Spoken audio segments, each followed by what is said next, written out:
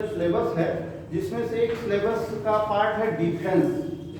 और डिफेंस के अंतर्गत क्या है, साइंस एंड टेक्नोलॉजी, ठीक है ना। चाहे साइंस एंड टेक्नोलॉजी के अंतर्गत डिफेंस कर लीजिए और चाहे डिफेंस के अंतर्गत जो आने वाली साइंस एंड टेक्नोलॉजी है उसकी बात कर लीजिए। तो आप लोग सिलेबस ऐसा करिए लिख लीजिए, ठीक है ना।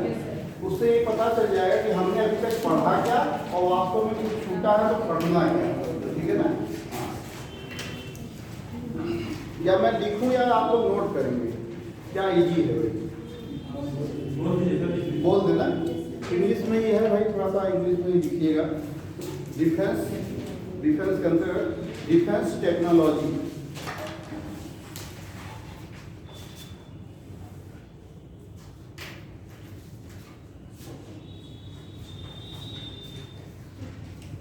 Defence technology.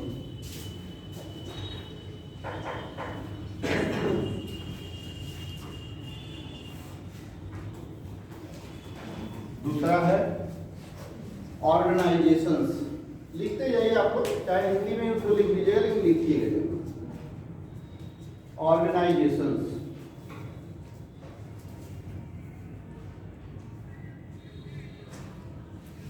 Missile system and classification,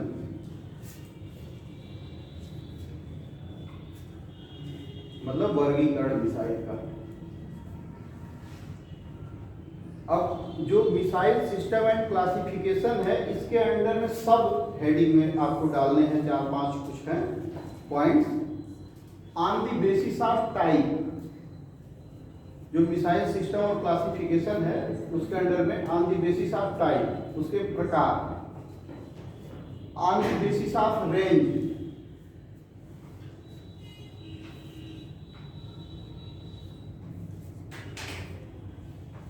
on the basis of propulsion system, मतलब प्रोडोदक सिस्टम कहता है। On the basis of propulsion system, ठीक है ना।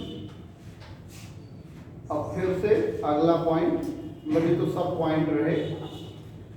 अगला पॉइंट है बैलिस्टिक वर्सेस क्रूज मिसाइल। ये मैं है या सब है जी ये सब में? हाँ, मेन हेडिंग, मतलब हेडिंग से मतलब पॉइंट, मेन पॉइंट। हाँ, सिलेबस बैलिस्टिक बनाम क्रूज मिसाइल, ठीक है। फिर मैंने आप लोगों को बताया था IGM-DP, integrated guided missiles programme, guided development programme करके ना, integrated guided missile development programme, जिसमें पटना वगैरह आ गया था। हाँ, पटना से मतलब पृथ्वी, अग्नि, त्रिशूल, नाग और आकाश, ठीक है। ये सभी मिसाइल इसमें आ गए थे। फिर सौर मिसाइल के बारे में हमने आपको बता दिया था जितना जरूरत थी। अस्त्र के बारे में हो गया था, सौर मिसाइल, अस्त्र मिसाइल डालते जाइए। धनुष, प्रहार,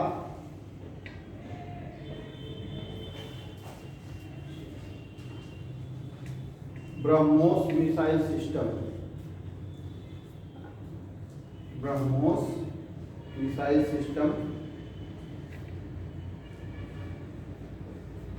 फिर एंटी बैलिस्टिक मिसाइल सिस्टम, जो कि आज आप पढ़ेंगे उसको, anti ballistic missile system.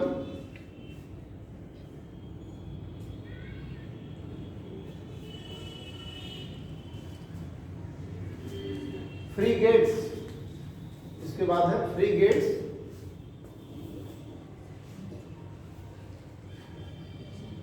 Destroyers. ये सिस्टम्स हैं सभी, अभी आगे इसके बारे में आज हम चर्चा करेंगे। Frigates, destroyers and aircraft carriers, aircraft carriers.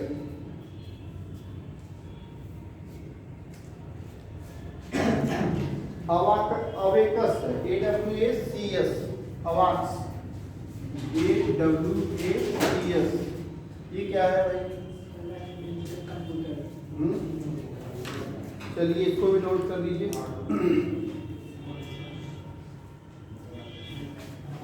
इसके बाद है light combat aircraft. Light combat aircraft.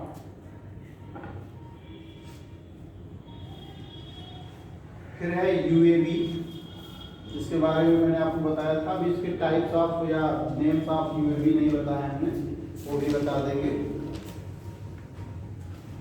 फिर स्टील्थ टेक्नोलॉजी।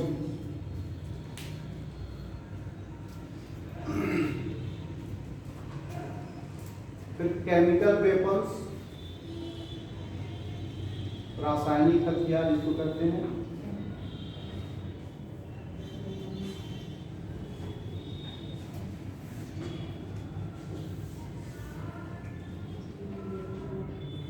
ठीक, चलिए तो इतने हमको जो है इसके अंदर में अभी पढ़ने हैं और आज हम शुरू करने वाले हैं एंटी सैटेलाइट एंटी बैलिस्टिक। तो एंटी बैलिस्टिक अभी तक तो हमने पढ़ा बैलिस्टिक मिसाइल। कोई ऐसा रहा जो एब्सेंट रहा भाई बैलिस्टिक मिसाइल के टाइम में? कोई ऐसा था जो एब्सेंट था? क्यों? कोई था? आप लोग थे। और कौन था? आप ही थे और आप। बैलिस्टिक मिसाइल हमने पढ़ाए हैं, आप लोग थोड़ा सा उसमें जाके चाहे देख लीजिएगा वीडियो में, और फिर या तो फिर अपने साथ के लोगों से नोट्स ले लीजिएगा, ठीक है। और बाहरी जो सामग्री है, ओपन सोर्सेज हैं, कुछ उससे भी देखना चाहें तो देख लीजिएगा, ठीक है ना। और बाकी अगर कुछ और जो एब्सेंट रहे उस समय, अगर कहीं से कोई कॉन्सेप्ट अधूरा रहेगा तो उसको आप हमें पूछ सकते हैं, ठीक है, अलग से कभी भी पूछ सकते हैं। तो बाहर कभी भी देखिएगा तो उससे पूछ लीजिएगा, कहीं कोई या अपने लोगों से, साथ के लोगों से पूछ लीजिएगा, बेहतर बताएंगे आप लोग, ठीक है, जिन्होंने पढ़े। तो अभी तक हमने पढ़े बैलिस्टिक मिसाइल के बारे में। अब हम पढ़ेंगे एंटी बैलिस्टिक मिसाइल। ये क्या होता है? एंटी बैलिस्टिक मिसाइल, जो मिसाइल हम छोड़ रहे हैं युद्ध के लिए, जो डिस्ट्रॉय करने के लिए, जिसमें क्रूज मिसाइल्स है और बैलिस्टिक मिसाइल्स हैं। तो बैलिस्टिक मिसाइल से टाइप में क्या है कि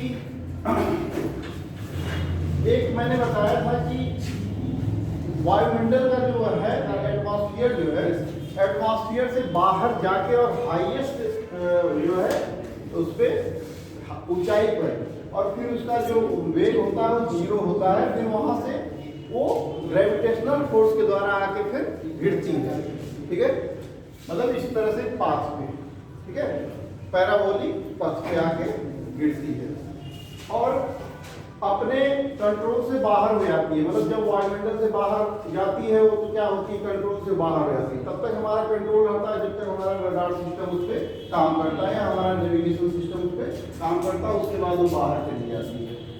इसे किसी को मोबाइल लगी है चार्जिंग में? हाँ, राजा का जिम्मेदार नहीं होगी, जाके दे दो नाम याद साहब से करें, जैसे पर जब उन पर लिख जाएगी राजा का ना, तो जिम्मेदार नहीं होगा। चलो जी, जिम्मेदारी कोई बात नहीं, आपने बताया, आपको थैंक यू। अरे नहीं, दिक्कत है राजा का तो 10-20 मोबाइल है। बहुत अच्छा, वेरी गुड दुबे जी। तो ये मैं बता रहा था एंटी बैलिस्टिक मिसाइल। कब तक क्लास लेकर? 4 एंटी बैलिस्टिक मिसाइल, तो क्या है इसमें कि मैं बता रहा था एक लेवल है, लेवल के ऊपर अगर गया तो उसके बाद फिर अपने आप ही उसको बिना गाइड किए वो जो है डिस्ट्रॉय जाके करता है। इसमें क्या है कि इंटरसेप्टर AD-1, क्या है AD-1? एयर डिफेंस के तहत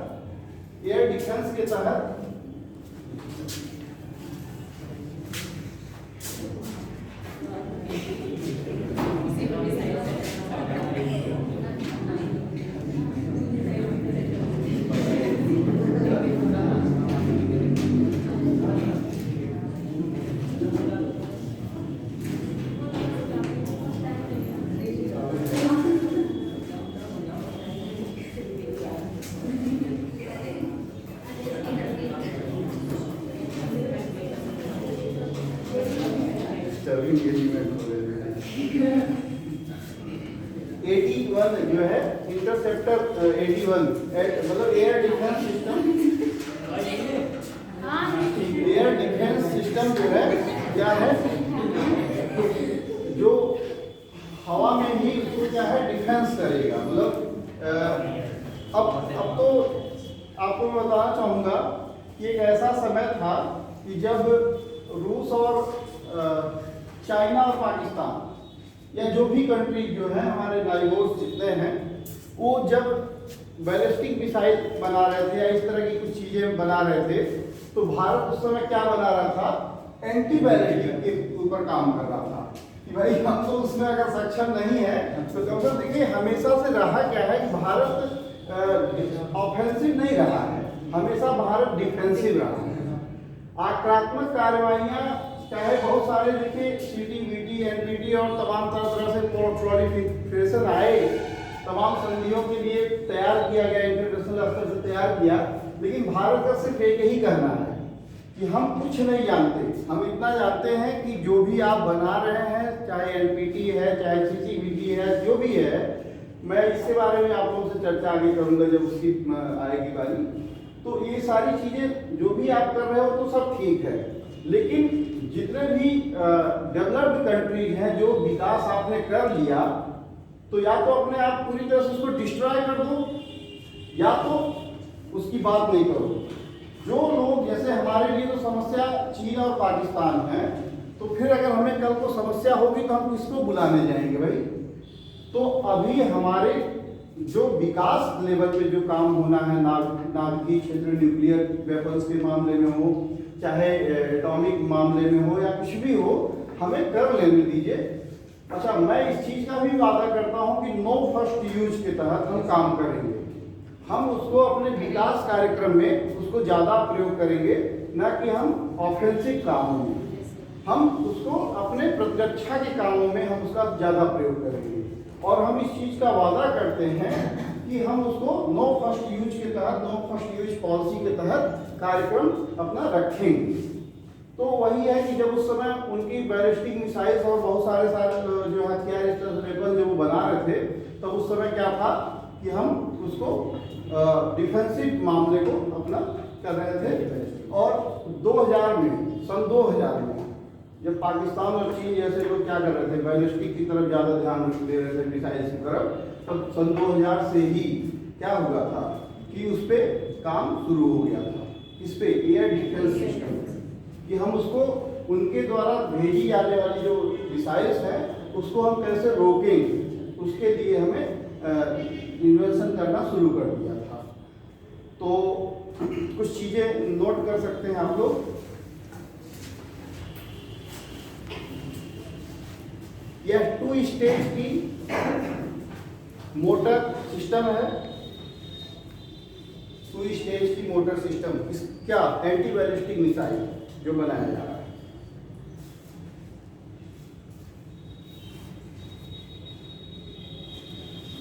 अच्छा, ये एक्जो एंड एंडो लेवल पे काम करता है, एक्जो एंड एंडो।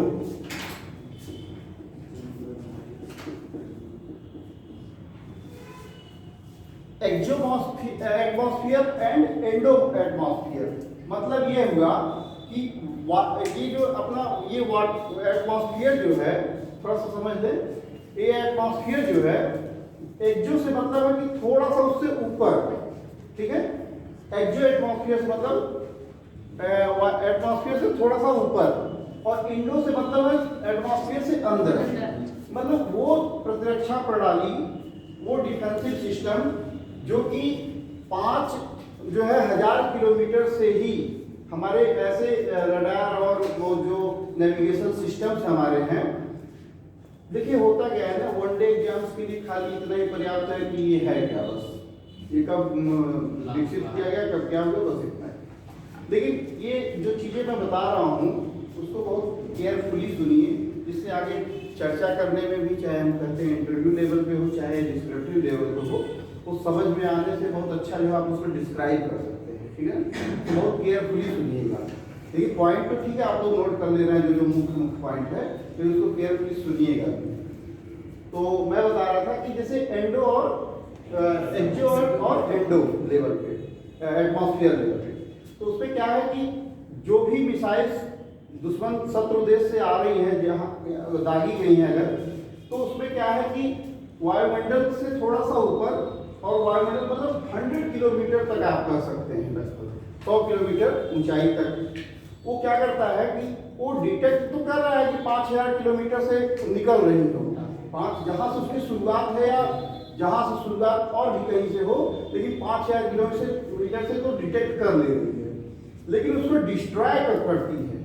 जो हमारी प्रतिरक्षा जो प्रणाली है, एंटी बैलिस्टिक सिस्टम है, यही जो हमारे पास बैलिस्टिक मिसाइल्स हैं, इन्हीं में हम गाइडेड सिस्टम लगा देते हैं, इन्हीं में हम नेविगेशन सिस्टम लगा देते हैं, इन्हीं को हम रडार से लैस कर देते हैं और क्या करते हैं, उसको मार गिराते हैं। कहाँ? इंडो एटमॉस्फेयर लेवल पे या एक्सो एटमॉस्फेयर लेवल पे। मतलब एक्सो मतलब वायुमंडल से थोड़ा सा ऊपर, और इंडो मतलब वायुमंडल से थोड़ा सा अंदर, ऐसे मतलब वातावरण से थोड़ा सा अंदर। तो इन दोनों लेवल पे हम क्या करते हैं, हम इंतजार करते हैं और अपनी तैयारियां उतनी देर में हम कर लेते हैं कि जब तक वो आ रही है हमारी तरफ, तब तक क्या करते हैं, हम उसको आने देते हैं, और जैसे ही हमारे जद में वो आता है, जैसे हमारे रेंज में आता है, उसको वहीं ऊपर से ही निपटा देते हैं। ठीक है ना?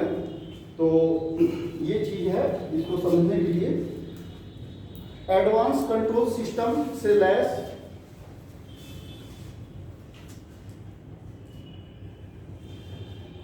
नेविगेशन और गाइडेंस सिस्टम के साथ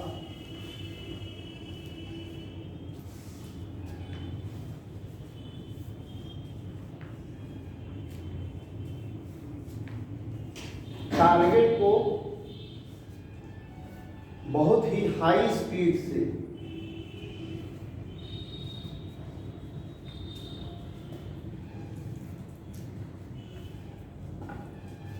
डिस्ट्रॉय कर देने की क्षमता रखता है।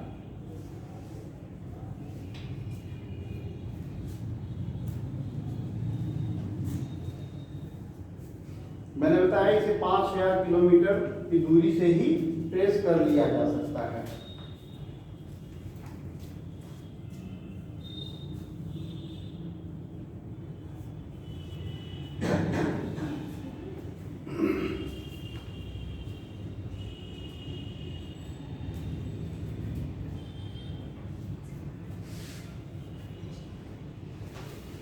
एडवांस एयर डिफेंस सिस्टम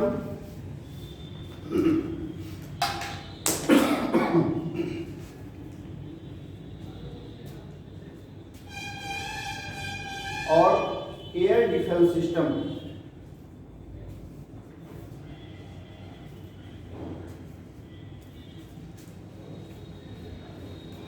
जो कि पृथ्वी मिसाइल पर बेस्ड है।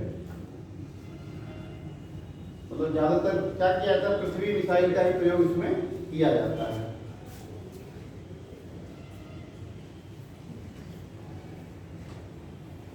अभी तक यह क्षमता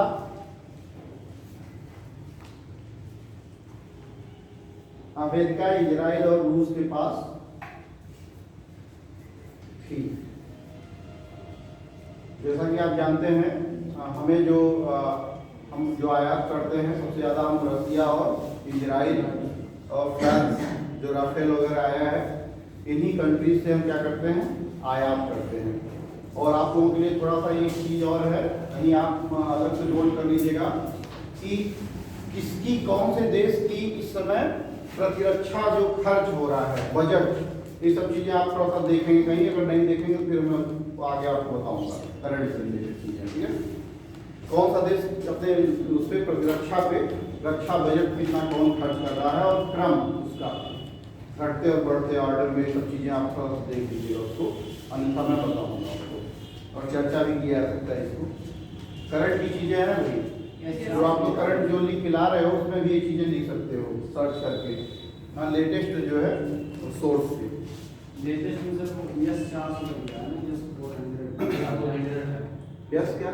यस 400 नहीं, वो तो अलग चीज़ है। ठीक है, जैसे जो प्रतिरक्षा के लिए जो बजट खर्च करता है जो देश, कौन कौन से देश ऐसे हैं जो ज़्यादा अपने बजट किस पे खर्च करते हैं, रक्षा मामलों में।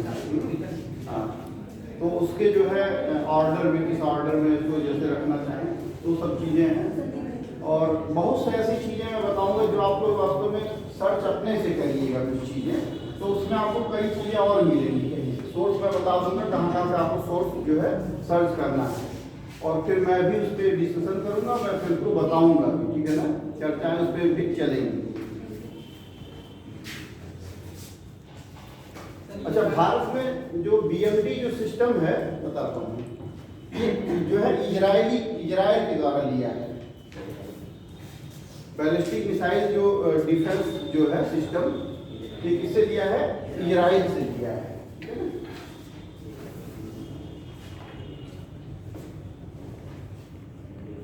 तो सर उसका कुछ पार्ट किया होगा ना, ये पूरा अब बैलिस्टिक जो प्रतिरक्षा तंत्र है, अभी आगे कुछ चीजें और मैं बताऊंगा आगे, कि जो रडार प्रणाली में भी है, जो डिटेक्ट करने वाली जो चीजें हैं, उसको भी इजराइल से ही लिया गया है। और उसमें होता क्या है, कुछ चीजें यहाँ से इस देश से ले लिया, कुछ चीजें उस देश से ले लिया, तो आगे कुछ चीजें और भी मिलेंगी, तो उसमें अभी क्लियर हो जाएगा थोड़ा सा। अच्छा, अब आगे हम पढ़ेंगे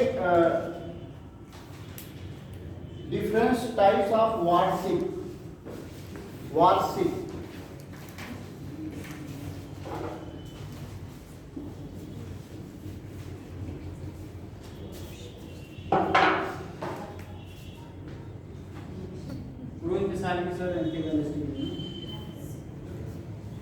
प्रयोग तो ज्यादातर पृथ्वी संस्करण ही किया जा रहा है, जैसा कि आपने अभी देखा, क्योंकि क्रूज मैं समझता हूँ उतना जो है सही सटीक नहीं होगा।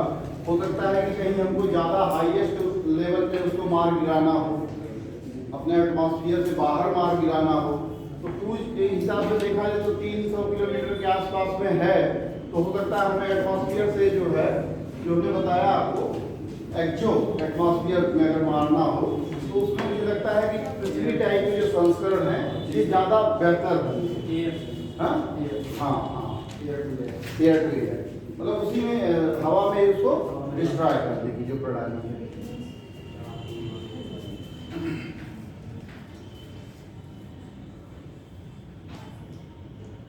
इसमें भी एक शब्दावली है,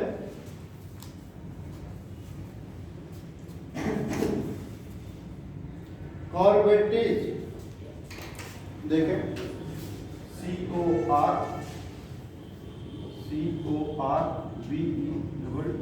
CORVETS, कॉर्वेट्स।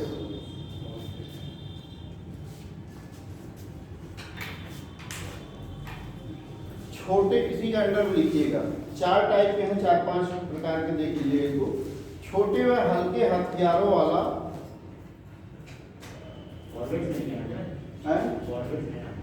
कॉर्वेट्स, हाँ, छोटे व हल्के हथियारों वाला, जो ज़्यादातर इंडियन कोस्ट गार्ड के पास ये होते हैं, नेवल सिस्टम में होते हैं। और क्या होता है नौसैनिकों के पास, जो छोटे छोटे जो होते हैं गश्ती जहाज जिसको कहते हैं ना, कि वो छोटे छोटे पोत होते हैं जो गश्ती जहाज होते हैं, तो उनके लिए कॉर्वेट्स का इस्तेमाल होता है। कॉर्वेट्स मतलब शब्दावली उन्हीं के लिए यूज हुआ है। स्मॉल वारशिप, हथियारों वाला स्मॉल मतलब छोटा वारशिप,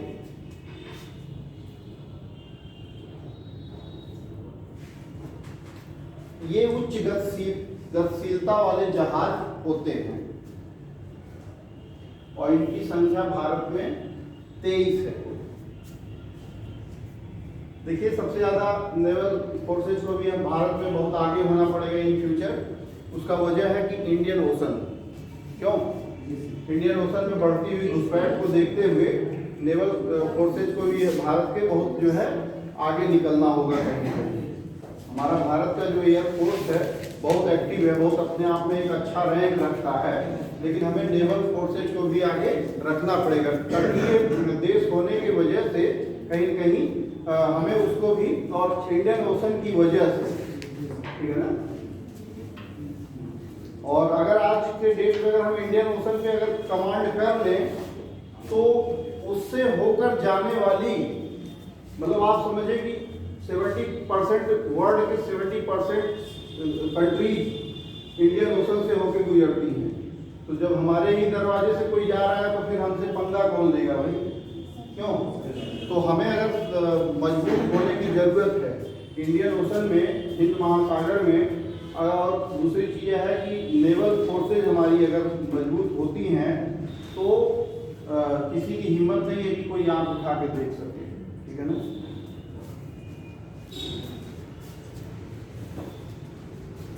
लिख दिया इसे, भारत के पास 23 है इस समय।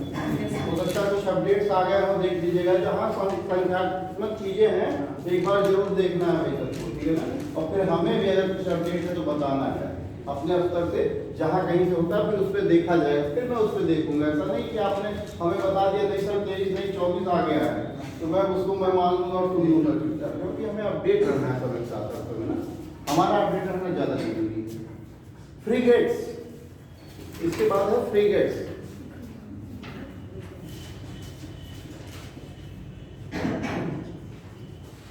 फ्रीगेट्स, कॉर्वेट्स के बाद है फ्रीगेट्स।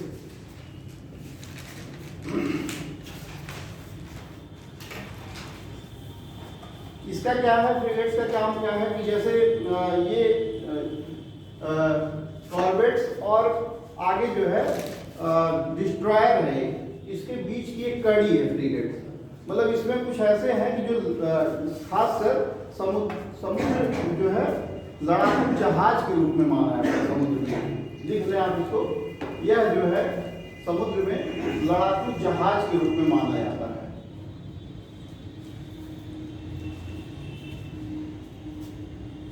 जाना जाता है, माना नहीं जाना जाता है।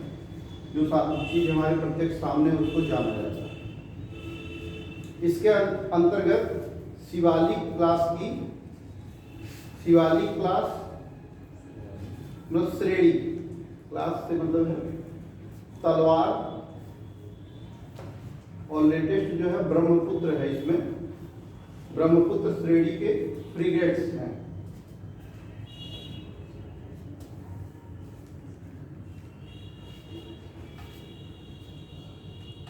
इनका मुख्य कार्य हमला करना है।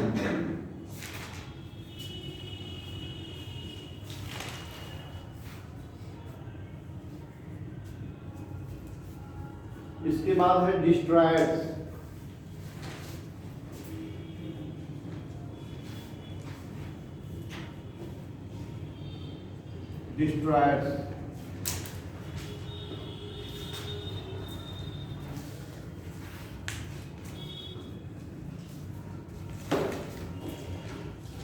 गश्त में छोटे व बड़े जहाजों को बचाने में काम होता है इसका, डिस्ट्रॉयर का, सुरक्षा देने में।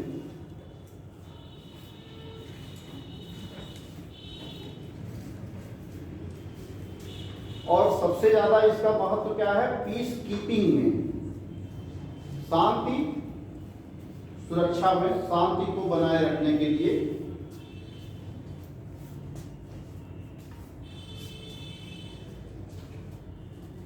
और पीस कीपिंग कहाँ हुई थी भाई, भारत ने कहाँ किया था? नहीं, इसमें जो आपका ये द्वीप है, द्वीप वाले किसी देश में, बताइए कहाँ था? श्रीलंका में हुआ था, और एक जगह और था श्रीलंका के पास ही वो एक द्वीप है, ठीक है ना। तो उसके लिए भी इस टाइप के जो है डिस्ट्रॉयर्स का इस्तेमाल किया गया था पीस कीपिंग में ना। जब बागी हो जाते हैं वहाँ के लोग तो क्या होता है फिर। और जो द्वीप है आप लोग जानते होंगे ज्योग्राफी से संबंधित लोग कि किससे बने होते हैं भाई द्वीप हैं? सेल, हाँ सेल भी। और ऑस्ट्रेलिया के पास एक कौन सी वो है, ग्रेट बैरियर, ठीक है। वो किससे, ग्रेट भित्ति थी, तो ऐसे द्वीप जो है शैवाल से बने हुए हैं। अंडमान निकोबार और कई ऐसे बहुत सारे द्वीप हैं, आप उनको ज्योग्राफी वाले लोग पढ़ते होंगे, तो शेयर भी करते रहिएगा भाई एक दूसरे से। फ्रीक्वेंसी के बारे में आजकल जान लीजिए कि चैनल्स के बारे में पूछता है, ठीक है। पेपर्स में चैनल्स और ये जो कौन कौन से ये देश हैं, किस तरह से कौन से कहाँ से द्वीप के बारे में भी पूछता है, कौन सा द्वीप कहाँ है और क्या क्या चीज़ें, ठीक है ना। चलिए अलग चीज़ें थी इसके अंतर्गत कोलकाता, विशाखापत्तनम, मतलब जो क्या डिस्ट्रॉयर्स के अंतर्गत आने वाले, दिल्ली और राजपूत, दिल्ली, राजपूत और INS विशाखापट्टनम, ये भी क्या था, लेटेस्ट श्रेणी की है डिस्ट्रॉयर। देखिए पूछा जा सकता है कहीं कहीं कि INS विशाखापट्टनम किसके अंडर में है, तो आपको एक दे देगा, कॉर्वेट दे देगा, फ्रिगेट्स दे देगा और डिस्ट्रॉयर दे देगा और कुछ दे देगा, तो उसमें आपको टिक करना होगा किस पे, INS विशाखापट्टनम डिस्ट्रॉयर।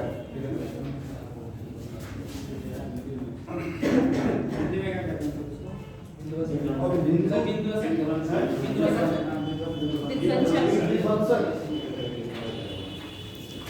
बहुत कठिन हिंदी में।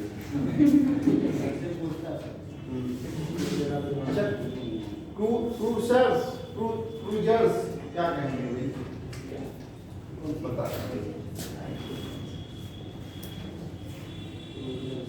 क्रूजर्स आगे है,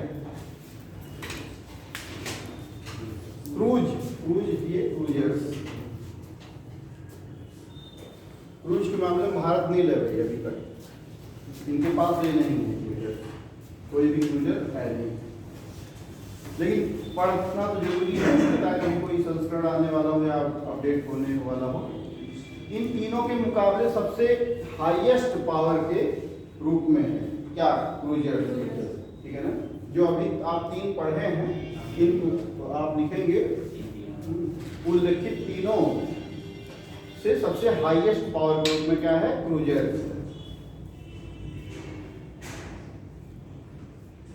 अमेरिका में रूस के द्वारा इसका प्रयोग किया जाता है।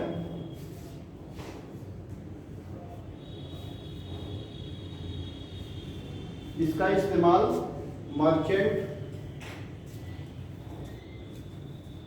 व्यापारिक मतलब वेसल्स जो होती हैं, वेसल्स, शिप्स और एयरक्राफ्ट कैरियर, एयरक्राफ्ट कैरियर की समझ रहे हो आप, लड़ाकू विमान के लिए जो बड़ी बड़ी पोत का निर्माण किया गया है, मतलब एक तरह से बहुत बड़ा फील्ड एयरपोर्ट टाइप का, ठीक है ना, एयरक्राफ्ट कैरियर, विक्रांत और हरिहर, सिंधु, ठीक है, तो कुछ रिटायर हो गए, सभी आ गए, ठीक है।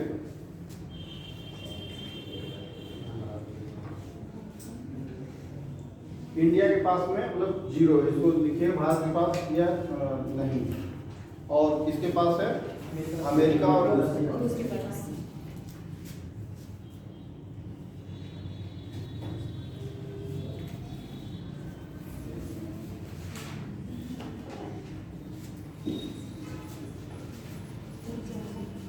अब हम बात करेंगे आगे अवाक्स क्या है।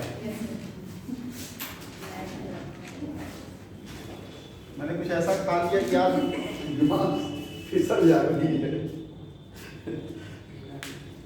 मतलब एकदम साफ स्पष्ट निकल रही है, वो झटके में बोलना पड़ेगा। AWACS क्या है, airborne warning and control, full form इसका लिख लीजिएगा, airborne warning and control, warning WARNING, warning and control system.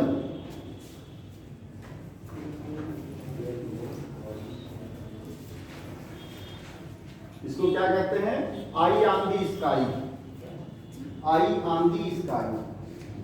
अभी तक आप लोगों ने जाना क्या कि रडार सिस्टम जो कि क्या करता है,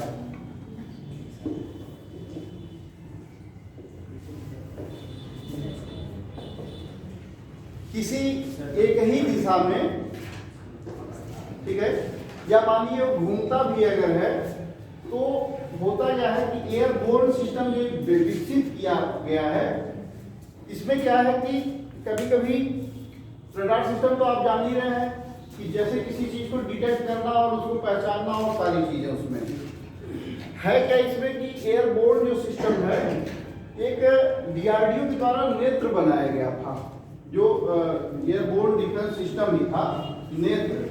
लेकिन इसमें क्या था कि हवाई जहाज तो बहुत अच्छा नहीं बना पाऊंगा, लेकिन चलिए कुछ तो बनाता हूँ, ठीक है। इस तरह से इनके पंख वंख हैं, इस तरह से, और इस पे इस तरह से एक लगाया गया था ऐसे। तो ये तो हमारा क्या है, एवाक्स सिस्टम है। लेकिन जो इसने बनाया था, डीआरडीओ ने नेत्र जो बनाया था, उसमें क्या था कि वो दो ही साइड में देख सकता था, मतलब दो ही साइड में डिटेक्ट कर सकता, दो ही दिशा में। पता चले कि उड़ रहा है जो प्लेन है, और दो तरफ मतलब अगर कर रहा है तो मतलब पीछे से मार दे, कोई आगे से मार दे, है तो दो साइड वो देखता ही रह गया, तो पता नहीं चला कहाँ से कौन मार दिया उसको। ये चीज है। तो दो से काम चलने वाला नहीं, दो दिशाओं से भाई, हमें तो क्या है, दसों दिशाओं को देखना है, दसों दिशाओं को देखना है। तो उसके लिए क्या किया, फिर अवैक्स का प्रयोग किया गया। अब उसमें क्या है, इसमें कुछ टेक्नोलॉजी है।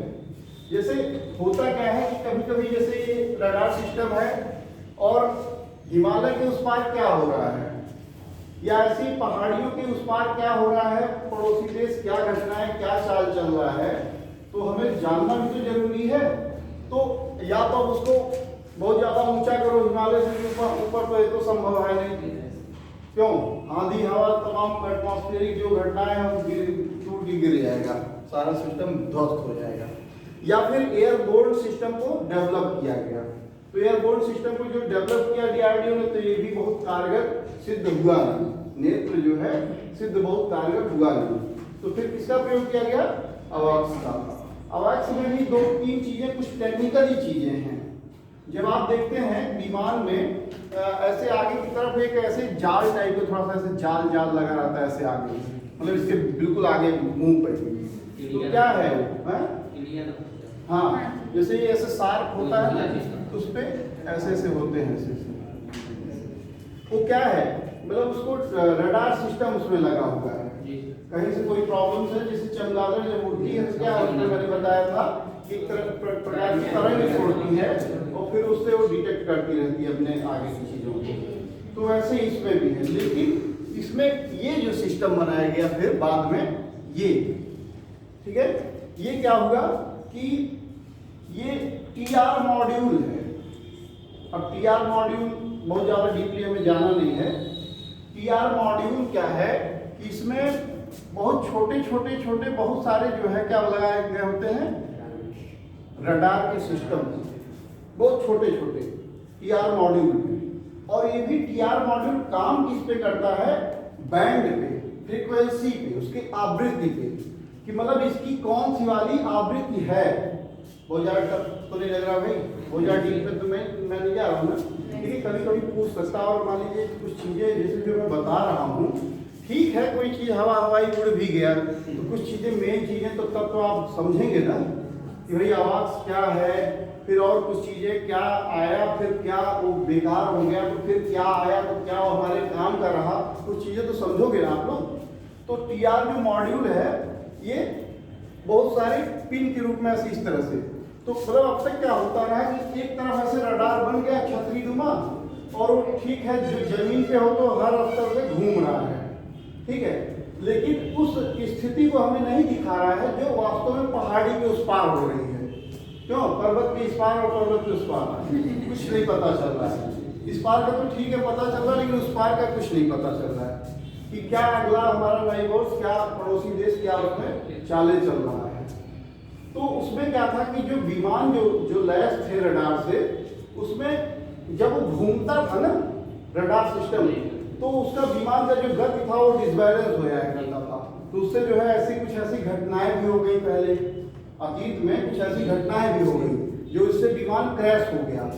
तो फिर ये सोचा गया कि भैया घूमने वाले का काम नहीं करना है, कुछ ऐसा ही लगाना है कि हर स्तर से हर तरफ उसका पिन पॉइंट के रूप में टीआर मॉड्यूल लगा दिया, जो 360 डिग्री पूरा एक साथ सब पे नजर रख रहा है, पूरा हर स्तर से नजर रख रहा है, आंख भी पीछे, अगल बगल सब आंखें ही आंख। तो टीआर मॉड्यूल एक तरह से क्या हो गया, वो आंख ही आंख हो गया, हर स्तर से पूरे शरीर में आंख हो गया, हर जगह से वो देख सकता है। तो टीआर मॉड्यूल का काम ये हो गया। लेकिन उसमें क्या है, बैंड, अब उसमें भी वही कौन कौन सी बैंड अच्छी है उसमें, तो इसमें कुछ ऐसे बैंड भी हैं जिसमें एस बैंड, सी बैंड और एल बैंड। मतलब ये क्या है, जैसे आप रेडियो में फ्रीक्वेंसी सेट करते हो, इस वाले बैंड, अब तो खैर समय खत्म हो गया, पहले जब मैं कभी छोटा रहा तो मैं भी सेट करता था फ्रीक्वेंसी, उस पर कौन सा रामचरितमानस का सुबह सुबह आ जाए।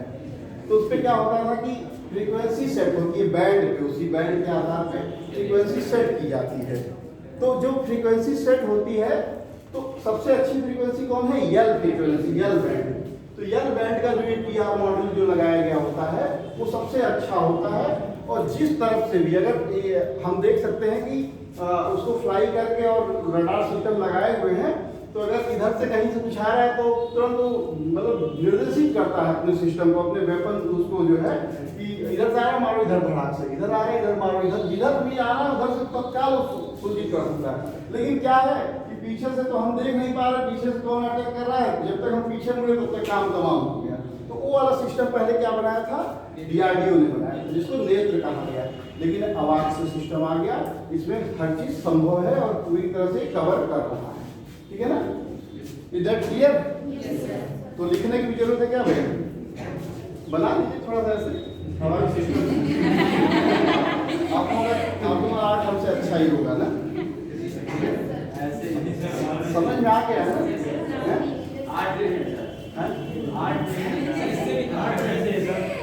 नहीं आता, चलिए ठीक है, लिख लीजिए। अवाक्स सिस्टम में टीआर मॉड्यूल, अवाक्स सिस्टम में टीआर मॉड्यूल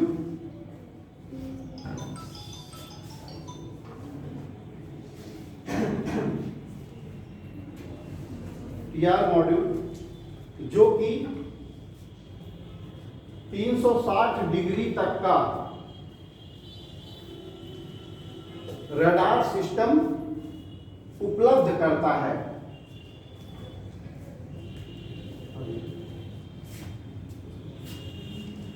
उपलब्ध करता है